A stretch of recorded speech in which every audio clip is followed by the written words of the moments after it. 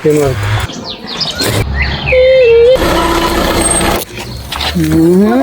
Alas 3:41 na dito ng hapon. Sobrang busy ko pala ngayon kasi nga pinilian ko yung mga damit ng mga bata. Yung mga hindi na nagamit, ipamigay namin dito lang din sa village. Kami lang dalawa ni Edie dito sa bahay. Si Habi, andun siya sa trabaho. Si Katyusha naman at saka si mga Benan, andun sila sa city.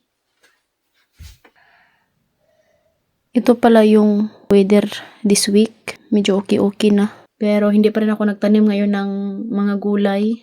Takot ako guys, baka bumalik ulit yung lamig tapos mamatay yung mga sitaw ko. Pauwi na rin yung si Habi. Sila si Mama magstay pa yun ng matagal sa city kasi nga nagpadala rin kami ng pang-grocery ba.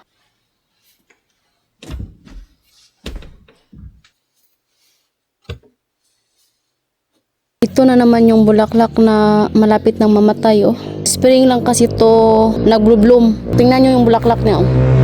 Papatay na din. Ang ganda nito oh. White lilac yata to guys. Kaya meron kaming yung purple ba. Ito white, ang ganda. Ang bango. Yan na yung apple namin. Marami ng dahon.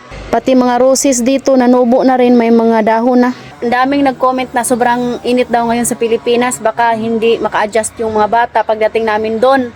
So, wag po kayong mag-alala guys dahil sobrang init po niyan dito sa Romania pag uwi namin ng Pilipinas. Kung tutuusin, mas mainit pa yung summer dito sa Romania kumpara sa Pilipinas. Ipakita ko sa inyo yung purple. Hindi na pala ako naka-jacket no, kay carry na yung weather. Ito, ang ganda. Ang bango. Nandito na si Habi. How are you, my love? Teamwork. No heading, no. Bravo. No plug. Ang ganda ng paligid, oh. Puro green, ah. What is that? Sweet. Ang ganda ng bulaklak na to, oh. Nagwashing ako ng puro mga medyas. Okay, hugaw ba yung medyas, no? Ang dami talagang medyas na gagamit namin kapag taglamig. Jero labholo na talaga si Ginalyn.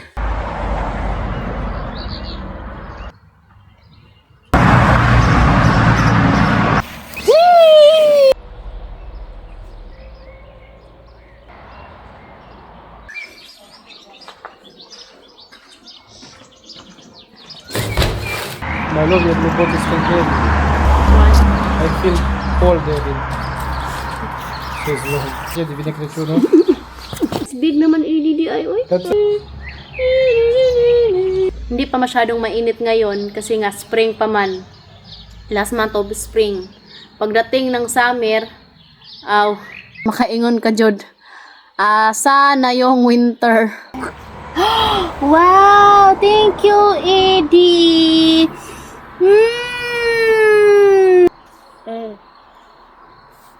Andito kami ngayon sa labas. Hinintay namin sila Katyusha.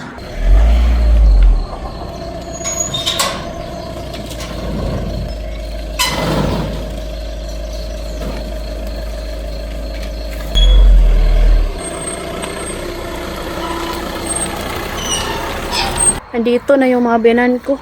Nakatulog pala si Katyusha. She sleep? She fast, Katyusha. Mommy, You have surprise? what about this? Wow, daming Can I eat? napamili nila guys. So, face talaga ito dami. ngayon naman puro karne. Naubusan na kami ng stock sa fridge. Bumili pala si mama ng asparagus guys. Oh, sobrang laki. Chief Rowdy. Sobrang mahal yung isda dito eh.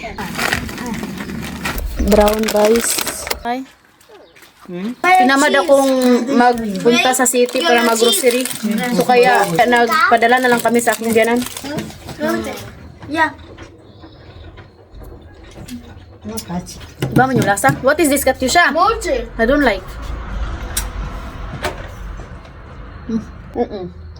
I like so much. Hindi ko gusto ang lasa. Yes, typing auntie. So, ayan guys, prepare muna ako ng dinner namin. Prepare ko muna tong mga isda dito, no? Sabi ko kay mama, bili siya ng maraming isda. So, ayan guys, magpaalam muna ako sa inyo. Maraming salamat po sa lahat ng suporta. Sana wag po kayong magsawang suportahan kami. Mga simpleng ganap namin dito sa bahay at saka sa labas. Thank you and we love you all. God bless.